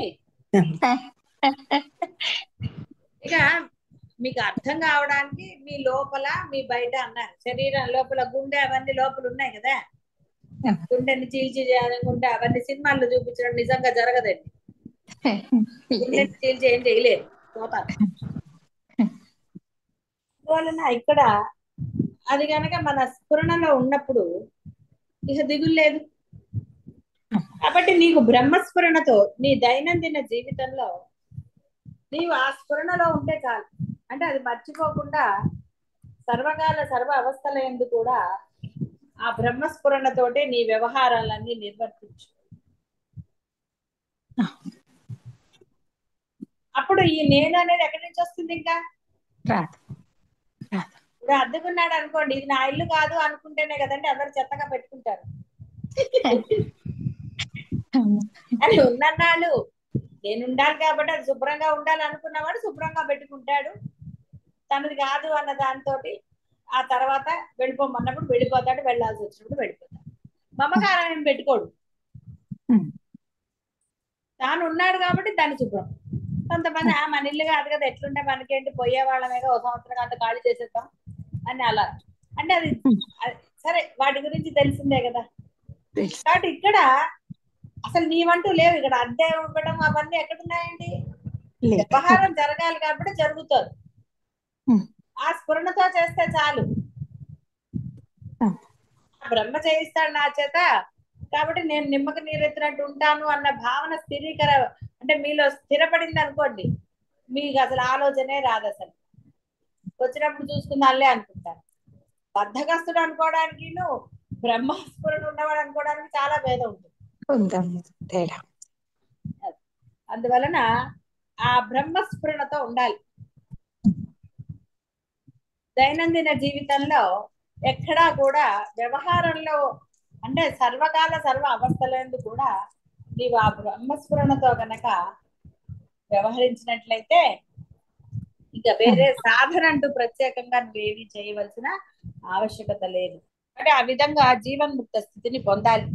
కాబట్టి అలాంటి జీవన్ముక్తులైన మహాత్ములను మనము సమీపించి వారి యొక్క ఆశీస్సులు పొందడం, వారి సేవ చేసి ఇలా రకరకాలుగా చెప్పబడింది కదా.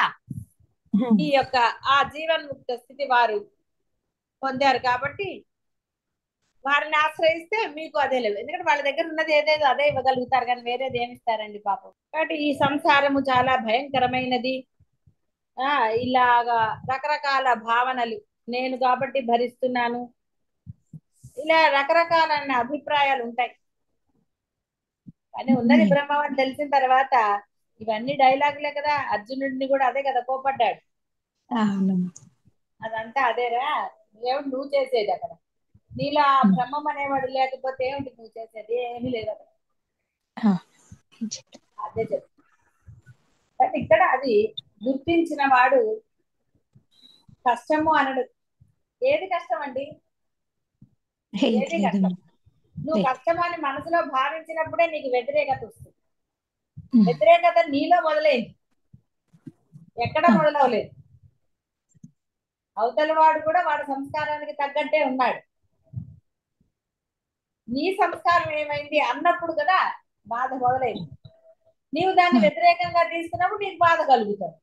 వాడు అంతేలే అనుకున్నప్పుడు, నిన్న చెప్పినట్టుగా ఒక చిన్న పిల్లవాడు మిమ్మల్ని తిట్టినప్పుడు మీరు సరదాగా, అది మీ పిల్లాడైనా పక్క పిల్లాడైనా ఎవరి పిల్లాడైనా ఏదో కొంచెం వాడు చూడండి ఎలా అని ఏదో లేదు చిన్న పిల్లాడు కదా అని వదిలేస్తారు. ఎందుకంటే వాడికి అజ్ఞానం, వాడికి తెలియదు అలా అనకూడదని తెలియదు. సరే పెద్దవాళ్ళు ఉంటే చెప్తారు, అదంతా తర్వాత విషయం. ఇక్కడ కూడా అంతే. వాడు అన్నాడు, వాడు అజ్ఞానంతో అన్నాడా, అహంకారంతో అన్నాడా, దేంతో అన్నాడా అనేది చర్చ పెట్టుకుంటే నీకే హెడేక్. కాబట్టి నీవు నీ సహజమైన స్థితిలో ఉన్నప్పుడు అక్కడ సమాధానం చెప్పాలా, మౌనంగా ఉండాలా, ఏమిటి అనేది నీకు స్ఫురణ వస్తుంది. స్ఫురణ కూడా సహజ స్థితి అని చెప్పాను. ఎప్పుడైతే మీలో ఆ మనసు అనేది మీరు పెట్టుకున్నారు, లోపల ఆందోళన కలగలేదు, అవతలి వారి మాటలను బట్టి సంతోషకరమైన ఆందోళన కలగలేదు, చెడు ఆందోళన కూడా కలగలేదు, మీరు ఎటువంటి భావన కలగలేదు. అప్పుడు మీ యొక్క ఆ స్ఫురణ కానివ్వండి, మీ రియాక్షన్ కానీ సహజం అవుతుంది. అలా కాకుండా ఒక భావంతో కనుక మీరు ఉన్నప్పుడు, మీలో ఒక భావం ఉంది, అప్పుడు అవతల వాళ్ళు మెచ్చుకున్నప్పుడు పొంగిపోతారు, అవతల వాళ్ళు తిట్టారనుకోండి వెంటనే ఇదైపోతారు, మీలో నెగటివ్ థాట్స్ వచ్చేస్తాయి, రకరకాలుగా వస్తాయి. వాటిని మీరు చెప్పదలుచుకోలేదు, ఎందుకు అనవసరం కదా అలా అంటారు. కాబట్టి భావముతో ఉన్నప్పుడే గొడవలు, ఏ భావము లేదు, ఏ భావము లేకుండా ఉన్నారండి హాయిగా. ఎందుకంటే ఎన్నో భావాలతో వచ్చాడు అర్జునుడు యుద్ధభూమిలోకి. అయ్యో వీళ్ళు చచ్చిపోతారు, రక్తపాతం జరుగుతుంది, అదన్నాడు ఇదన్నాడు ఇంకోటి. అందుకని కృష్ణుడికి ఏ భావము లేదు కాబట్టి బోధ చేయగలిగాడు. భావం ఉన్నాడు బోధ ఎలా చేస్తాడండి, జైమిని మహర్షి లాగా అయిపోతాడు.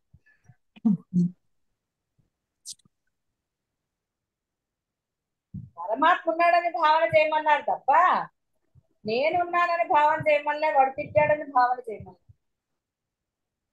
నేను అనుకుంటూనే వచ్చానండి తిడతారని అన్నాడు అనుకోండి, నెగిటివ్ అనుకోవడం ఎందుకండి? అయ్యో పొగుట్టాడని వచ్చానండి అనుకోవడం ఎందుకు? ఏ భావము లేనప్పుడు ఏది ఎదురైనా సహజంగా మీలో ఉంటుంది, అంటే మీలో జరిగే రియాక్షన్ సహజంగా. అలా కాకుండా ఒక భావనతో ఉన్నప్పుడు రకరకాలు, ఏదో కొనేసుకోవాలి ఆన్లైన్ లో చూస్తారు, రీల్స్ ఏవో ఇన్స్టాగ్రాములు ఇంకేవో ఉన్నాయి కదా, అన్ని చూస్తారు. అక్కడ పోతే అలా ఉండదు. ఎంత బాగుంది, ఆటో ఖర్చులు, క్యాబ్ ఖర్చులు. ఎందుకంటే కెమెరాలో అన్ని బ్రహ్మాండంగా కనపడతాయి, ఎంత సూపర్ గా ఉన్నాయని వెళ్ళిపోతారు. కొనేసుకుందాం అన్నది అంతే కదా ఎక్స్పెక్టేషన్, తీరాలిస్తే అక్కడ బాగాలేదు. చూడండి ఎంత బాధపడ్డారు పాపం. ఇలా జరుగుతూ ఉంటాయి. సరే, అది దాన్ని బట్టి జరుగుతుంటుంది అనుకోండి. కాబట్టి రమణ మహర్షి చెప్పినట్టుగా మీ సహజ స్థితిలో ఉండండి. మీ సహజ స్థితే బ్రహ్మం. సహజ స్థితి జీవుడు కాదు, సహజ స్థితే బ్రహ్మం, ఆనందమే మీ సహజ స్థితి. అందులో ఉన్నప్పుడు అసలు ఇక ఏమిటి జరుగుతుంది, అసలు ఏది ఉండదు. వాడు చిన్నపిల్లవాడు, వాడి సహజ స్థితిలో ఉంటాడు కాబట్టి వాడు ఎప్పుడు వాడి గోల్లో వాడు ఉంటాడు, ఏడుపు వస్తే ఏడుస్తాడు, ఏది చేస్తాడు కడుపు, అలా వాడు వాడి యొక్క దాంట్లో ఉంటాడు. వాడు అసహజంగా ఏం చేయడు అసలు ఏది కూడా. వాడికి అప్పుడు ఏమనిపించిందో అది చేస్తూ ఉంటాడు, నవ్వుతూ ఉంటాడు. ఎందుకు నవ్వుతాడో తెలియదు మనకి, ఓ ఆ అంటుంటాడు, ఎందుకు అన్నాడో తెలీదు. అంటే వాడి సహజ స్థితి అది. వాడికి ఏదో అనిపిస్తోందని మనం ఏదో దాన్ని కాస్త భాష్యం చెప్పుకుంటాం వాడు చెప్పేదాన్ని. వాడి మానాన్ని వాడు ఆడుకుంటూ ఉంటాడు, వాడి మనసులో ఏ భావనలు ఉంటాయో కూడా మనకి తెలియదు. అలా జరుగుతూ ఉంటుంది. నేను మొదలయ్యాక కదా వాటిలో తిప్పలు మొదలయ్యాయి. కాబట్టి అలా మీరు కూడా ఆ పసిపిల్లవాడి మాదిరిగా సహజ స్థితిలో ఉండాలి. అప్పుడు కోపం వచ్చింది అరవండి, నష్టమేం లేదు, అది అక్కడికి అయిపోవాలి. సంతోషంగా ఉన్నారు, ఉండండి సంతోషంగా. అతి సంతోషం పనికిరాదు, ఇది సహజమైన సంతోషం, అతిగా ఉండదు. మామూలుగా క్యాజువల్ గా అంటారు చూడండి, సహజ స్థితిగా. ఈ విధంగా అన్నిట్లో కూడా మీ పని ఇది, మీ ధర్మం మీరు చెయ్యాలి. ఉద్యోగస్తులు అనుకోండి, జీతం తీసుకుంటున్నారు కాబట్టి సిన్సియారిటీ ఉండాలి, అది ధర్మం. ఇంట్లో గృహస్థగా ఉన్నారు, ఇంటికి వచ్చారు, ఒక భర్త ఒక భార్య, ఇలాంటివన్నీ మీ యొక్క బంధాలు. ఆ బంధాల పట్ల మీరు మీరు చేయండి. ఏది కూడా ఆశించటం కానీ, అంటే ఇప్పుడు అత్తగారు ఎందుకు చేయదని, కోడలు ఎందుకు చేయదు అని ఇక్కడ కోడళ్లే కాదు, మా అల్లుళ్ళు ఎవరైనా అనుకోవచ్చు, అంటే మళ్ళీ పార్షాలిటీ ఉంటుంది అనుకుంటారేమో అని చెప్పి. కాబట్టి ఆ బంధాల మధ్యలో ఆశించడం ఉందనుకోండి, కోడలు ఉంది కదా ఎందుకు చెయ్యదు నాకు అందనుకోండి అత్తగారు, లేని నొప్పులన్నీ అనుభవించాలి. అంతే కదా, కోడలతో సేవ చేయించుకోవాలంటే నొప్పులు రావాలి కదండి, అవును. అత్తగారితో చేయించుకోవాలంటే కోడలికి రావాలి. ఇలా రకరకాలు. పాపం అల్లుడికి అవకాశం లేదుగా, ఇది అత్తగారికి అవకాశం లేదు, వేషాలు వేద్దాం అంటే కొన్ని బంధాలకి ఉంటాయి కదండి పాపం. అవునమ్మా. ఇలా రకరకాలు. అలా ఎందుకు చక్కగా సహజ స్థితిలో హాయిగా మీరు ప్రేమగా ఉండండి, అవతల వాళ్ళు ఎలా ఉన్నారన్నది మీకెందుకు, మీ ధర్మం ఏమిటో మీరు చెయ్యండి. కొడుక మీ బంధం ఏదైనా సరే ఆ ధర్మాన్ని మీరు చేయండి, అప్పుడు మీరు ఆనందంగా, ఎవరు ధర్మంగా ఉంటారో వాళ్ళు ఆనందంగా ఉంటారండి, బాగా గుర్తుపెట్టుకోండి. ధర్మంగా ఉన్న వాళ్ళు ఎప్పుడు బాధపడవలసిన ఆవశ్యకత రాదు. వాళ్ళు ఏ కష్టం వచ్చినా సరే ఇదేమిటి అదే పోతుందండి, అంతే. అర్థం వాళ్ళ కష్టం రాదని కానీ ఇంకోటని కానీ వాళ్ళు దానిని ఏమన్నా పర్సనల్ గా తీసుకో, మనసుకు తీసుకో, అంతే. ఏదొచ్చినా కూడా. ఎందుకంటే వాడు ధర్మంగా ఉన్నాడు, ధర్మంగా నిలబడ్డాడు, వాడు ఏమి ఇదైపోయి చక్కగా హాయిగా ఉంటాడు, ఏది ఎలా జరగాలో అలా జరుగుతుందని ఉంటాడు, దిగులు లేదు. కాబట్టి ఉపదేశము అంటే ఏమిటి, ఉపదేశం చేయాలి, నువ్వు బ్రహ్మమేరా, హాయిగా ఉండు, ఏది నీకు లభిస్తుందో దానిని స్వీకరించు, అది దుఃఖమా ఇంకోట దానిని డివిజన్స్ చెయ్య, ఇది కష్టము, ఇది సుఖము, ఇది బాధ, ఇది కొంచెం బాధ, అది పెద్ద బాధ, నువ్వు ఇలా చేసావు అనుకోండి, ఇక వాటిలోంచి ఎప్పుడు వస్తారంటే బయటికి రారు, ఒకటి పోతే ఒకటి అంటారు. ఎందుకంటే నువ్వు ఇది ఒకటి తీరిపోగానే రెండోది పట్టుకున్నావు. చిన్నప్పుడు కూడా బోళ్ళు కష్టాలు అన్నారండి, ఎప్పుడు పెద్దగా అవుతావో కష్టాలు పోతాయి అన్నారు. ఆ కష్టాలు ఇప్పుడు ఉన్నాయండి, చిన్నప్పుడు కష్టాలు లేవుగా. లేవు. కొంచెం పెద్ద అయ్యాక ఇంకొంచెం పెద్దగా అయితే బాగుండు అనుకున్నారు. నేను ఉద్యోగం చేసేసి అందరినీ కంట్రోల్ చేయొచ్చు అనుకున్నారు. ఇలా రకరకాల భావనలు, రకరకాల ఇవి,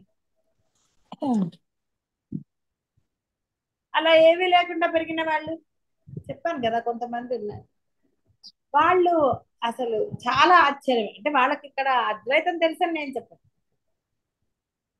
ఒక ఆవిడ ఉండేది, అసలు ఎంత అంటే మన భాషలో చెప్పాలి అంటే అయోమయం. ఆవిడ టీచర్, గవర్నమెంట్ టీచర్ ఆవిడ. నాకు ఎప్పుడూ ఆశ్చర్యమే ఆవిడని చూస్తే, ఇలా ఉన్న ఆవిడ అసలు స్కూల్లో పాఠాలు ఎలా చెప్తుందో వినాలని అనుకునేదాన్ని, కానీ వెళ్ళని వరకు స్కూల్కి మంది.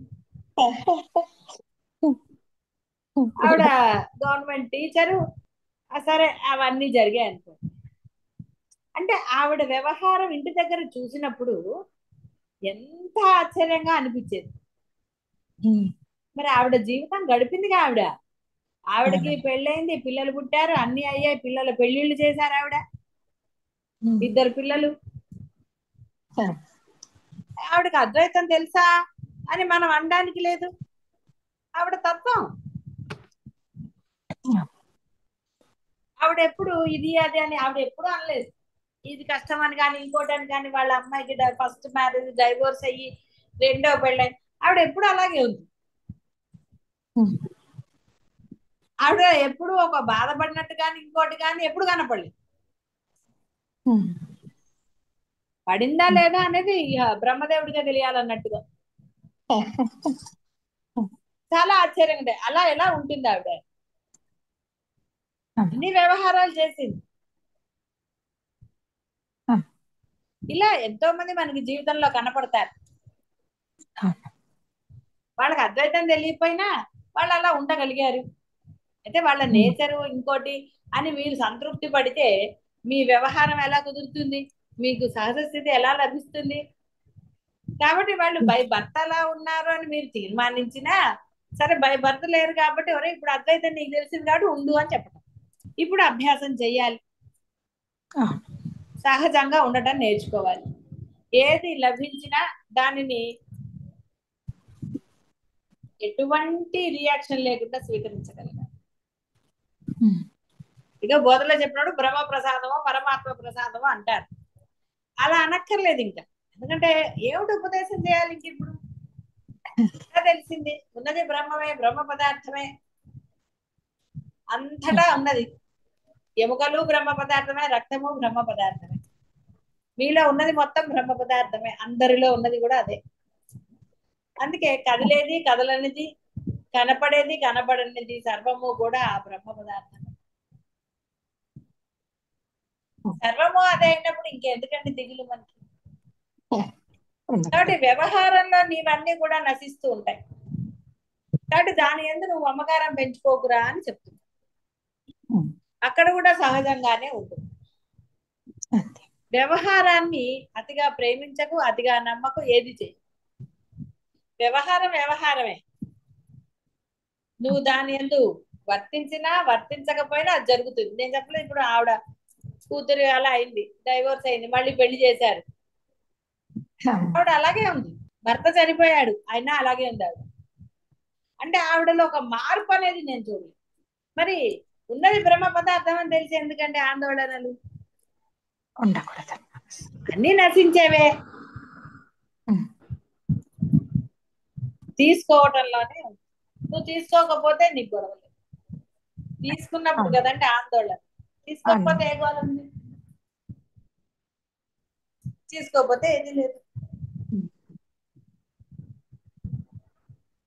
కావున ఈ యొక్క ఉపదేశం అన్నా ఏదన్నా కూడా చెప్పాను కదా, ఏదేదో వేరే మాటల్లో చెప్పటమే తప్ప ఉపదేశం అంటూ విడిగా ఇంకా ఎలా ఉంటుంది? అన్ని తెలిసాక ఉపదేశం అంటూ ఉంటుందా? తెలియనప్పుడు బోధలు, ఉపదేశాలు, బోర్డు గ్రంథాలు అన్ని. ఇప్పుడు సుస్పష్టంగా అంటే ఏమాత్రం సందేహానికి తావు లేకుండా ఉన్నది బ్రహ్మ పదార్థం అని ఘంటాపదంగా అనండి, తెలిసిపోయింది. తెలిసాక దిగులే ఉంది ఇంకా? తెలిసాక దిగులు. తెలియనప్పుడు కదా నానా అవస్థ కానీ ఏదైనా సరే. కానీ నీ సహజ స్థితిలో ఉండు, నువ్వు బ్రహ్మము, అది నీకు ఓకే అయితే అంత గొప్ప అండి, అంత పొజిషన్ ఇస్తే. కాబట్టి హాయిగా నేను బ్రహ్మంగానే ఉంటాను అని డిసైడ్ అయిపోతే ఎంత హాయ్ అండి. నిజంగానే బ్రహ్మంగా ఉంటే అన్ని ఆనందాలే కదా. నేను ఫలానా అన్నప్పుడు కదండి నానా గోలంతా.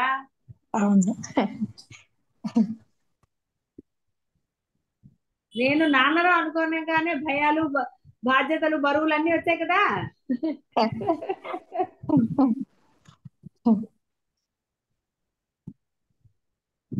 సో వాట్ అనుకున్నప్పుడు ఏది లేదు.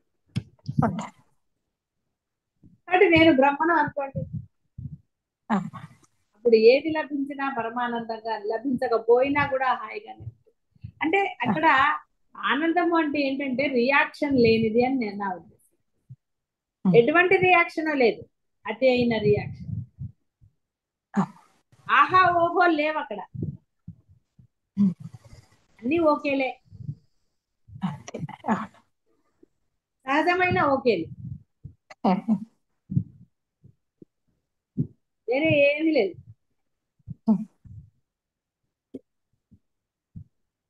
అంటే ఆ సహజ స్థితిని పొందటం అనేది అనుకున్నంత కష్టమేం కాదు. కాబట్టి ఆ కోరికలు ఉన్నాయండి, ఏం చేయాలి? నిన్ను కోరికలు కోరుకోమని ఎవరు చెప్పారండి? సరే ఓకే, కృష్ణుడు కూడా ఏమనలేదు, సరేరా కోరికలతోటే నా దగ్గర రా అన్నాడు.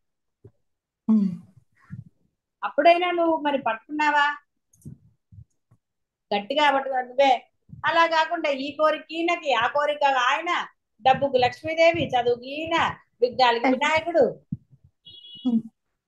ఇలా ఇన్ని రకాల వాళ్ళని పట్టుకుంటే ఎవరు ఎవరు ఏం చేయాలండి పాపం? ఆయన అన్ని చేయలేడా? చేయగలుగుతాడుగా. లోంచే వాళ్ళందరూ వచ్చారు, వాళ్ళేం విడివిడిగా ఎక్కడి నుంచో రాలే. ఏ బ్రహ్మ పదార్థం నుంచి నీవు వచ్చావో అక్కడి నుంచే వాళ్ళు వచ్చారు. ఆయనకు ఓ దండం పెట్టేసి వినాయకుడు అన్నారు, తోక పెట్టి హనుమంతుడు అన్నారు, రూపం లేని వాడిని శివుడు అన్నారు, రూపం లేదు కాబట్టి అన్ని శుభాలే చేస్తాడు అన్నాడు. ఇలా రకరకాలుగా వాళ్ళకి పేర్లు వాళ్ళ లక్షణాలు మనకి చెప్పారు. అంటే ఒక్కొక్కడికి ఒక్కొక్క లక్షణం నచ్చి వాళ్ళని పట్టుకుంటారు కదా. అంటే ఏ విధంగానైనా నువ్వు నన్ను పట్టుకో, నేను తప్ప అన్యం లేదని. అంతే తప్ప సోమవారం ఒకళ్ళు మంగళవారం ఒకళ్ళు అలా పెడితే శరణాగతి ఎక్కడొచ్చిందండి? అదే సినిమాలో తొండం తోక అయిపోదు. ఎందుకంటే మంగళవారాలు ఇప్పుడు సుబ్రహ్మణ్య స్వామి ఇంకోళ్ళు వచ్చి కాదండి మంగళవారం ఈయనే పూజించాలంటే అదో బాధ. ఇలా రకరకాలు. దాని బదులు ఒక్కళ్ళని సెలెక్ట్ చేసుకుని వాళ్ళనే పడుతున్నారు అనుకోండి, వాళ్ళు ఎవరినైనా కాంటాక్ట్ చేస్తారా, వాళ్ళు ఏం చేస్తారో మనకెందుకు. మీరు బాసుని పట్టుకున్నారు అనుకోండి, ఇంకా అప్పుడు కింద ఉద్యోగస్తులతో ఎవరితోనే మీకు ఉందే హాయిగా బాస్ దగ్గర కూర్చుంటారు, అతనే అన్ని పనులు చేసి పెడతారు. అదే విధంగా బాసుని ఎన్నుకోండి, మీ ఇష్టం. శివుడు ఎవరికి వాళ్ళే బాసులు. ఇక్కడ వినాయకుడు బాసు, అట్లా ఎవరికి వాళ్ళు బాసులు. మరి ఎవరికి వాళ్ళు బాస్ అయినప్పుడు మళ్ళీ ఇంకోళ్ళని ఎందుకంటే చదువుకోగళ్ళు, విజ్ఞానకోగళ్ళు, ఇదొకళ్ళు అదొకళ్ళు అంటాం ఎందుకు? నువ్వు ఎవరిని నమ్మావో వాడు బాస్, అంతే. వాడిని పట్టుకో, వాడు నీకు అన్ని ఇస్తాడు. అలా పట్టుకుని ఆ శరణాగతి పొందితే మీలోని ఈ యొక్క కోరికల అలజడులని, బాధలు, ఆందోళనలు, ఇలా రకరకాలు ఏవేవైతే మిమ్మల్ని విసిగిస్తూ ఉన్నాయో వాటన్నిటిని సహజంగా శాంతపరుస్తాడు ఆయన. అన్ని తీరుస్తాడు. మీకు ఏది మంచిదో, ఏది మీకు శ్రేయస్సును కలగ చేస్తుందో వాటన్నిటినీ మీకు ఇస్తాడు ఆయన. ఆయన ఆయన ఏం చేసుకుంటాడంటే అవన్నీ బ్రహ్మనీతిలో లేనిది కూడా నీ శరణాగతి నువ్వు గనక పొందితే అది కూడా ఇస్తాడు ఆయన. ఎందుకంటే వాళ్ళకి సాధ్యం, ఎందుకంటే వాళ్ళు బ్రహ్మ పదార్థమే, నీకు సాధ్యమే అది. కానీ నువ్వు ఇంకోళ్ళని శరణ పెడుతున్నావు కాబట్టి వాళ్ళ ద్వారా నీకు లభిస్తుంది. బ్రహ్మము, మధ్యలో దేవతలు, తర్వాత నీవు ఉన్నావు. ఏమైంది? 3 అయ్యాయి.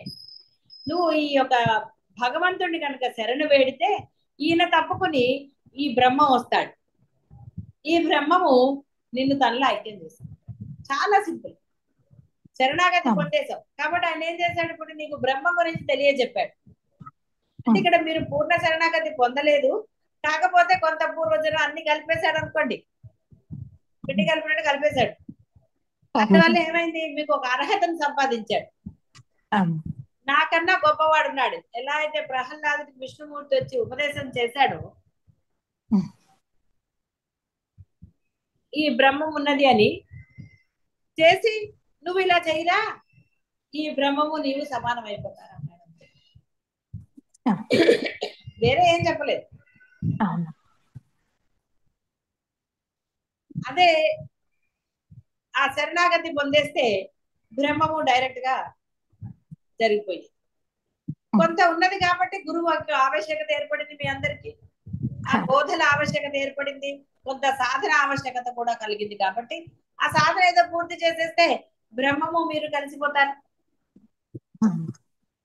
పెద్దగా ఏమీ లేదు, ఎందుకంటే అంతా తెలిసిందే కాబట్టి. దారి తెలుసు, వెహికల్ తెలుసు, మాట్లాడుకున్నారు వెహికల్ కూడా, ఎక్కడమే ఆలస్యం. అన్ని రెడీగానే ఉన్నాయి. వెహికల్లో బ్రహ్మ రెడీగా ఉన్నాడు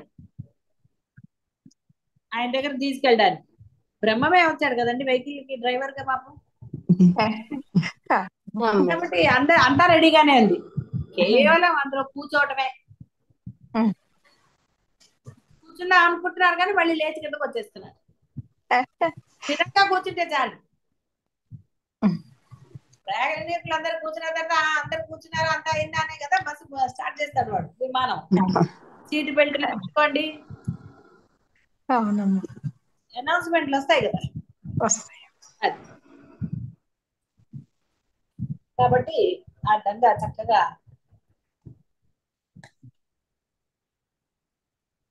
స్థిరంగా ఉండండి.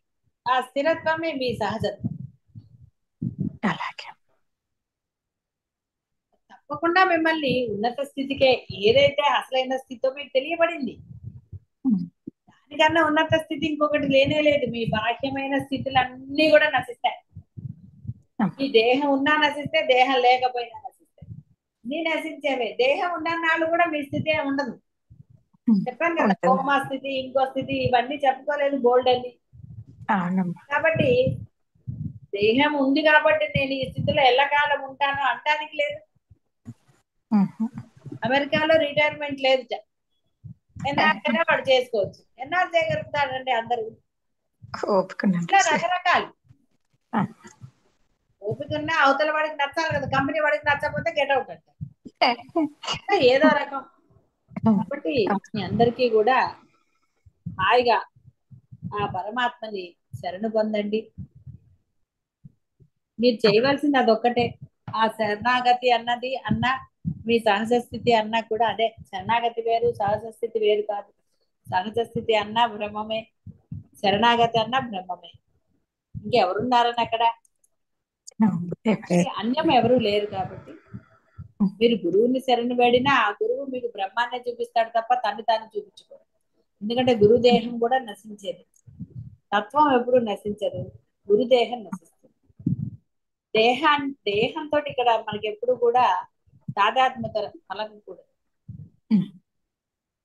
దేహం నీకు ఒక నమ్మకాన్ని కుదర్చాలి. నీకు ఒక మాట డైరెక్ట్ గా వింటే నీకు ఒక తృప్తి, నీ రూపంలో ఉన్న వాళ్ళని చూస్తే ఒక ధైర్యం వస్తుంది. కాబట్టి నీకు రూపం కనపడుతుంది గురువుది. కానీ నీవు అక్కడ చూడవలసింది తత్వాన్ని, ఆ సూక్ష్మాన్ని గ్రహించాలి తప్ప గురుదేహము పట్ల అంటే కనపడకపోతే ఎలాగాని కానీ ఇంకోటని కానీ వేరే అభిప్రాయాలు ఏవి కూడా ఉండరాదు.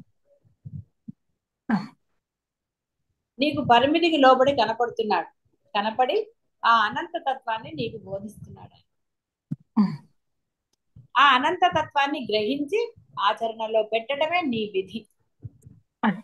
అంతకు మించి వేరేది ఏమీ లేదు. కేవలం ఆ యొక్క ఆచరణ. గురువు ఏం చెప్పాడు? నువ్వు శరణ పొందడం అంటే గురు వాక్యాన్ని, గురు మాటని మనస వాచ కర్మణ పాటించడం, సందేహ నివృత్తి ఆచరణలోని ఆ యొక్క లోటుపాట్లని వివరించుకుని గురువుకి చెప్పి దానిలోంచి నువ్వు బయటికి రావటమే శరణాగతి. గురువు మాట యందు అచంచల విశ్వాసం. ఈ విధంగా గనక నీవు చేయగలిగినప్పుడు డైరెక్ట్ గా పరమాత్మని శరణ వేడినా నష్టమే లేదండి.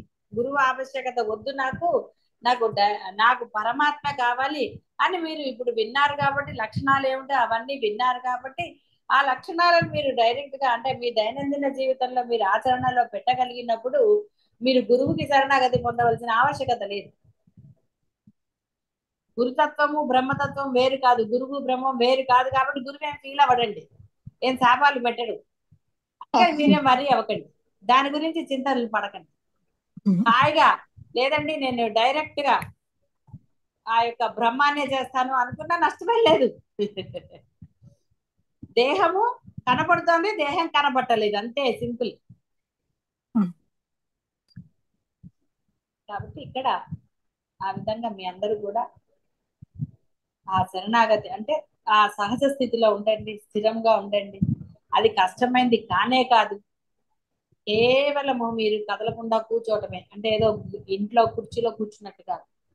మీ భావన అక్కడ స్థిరంగా ఉండాలి. శుభం.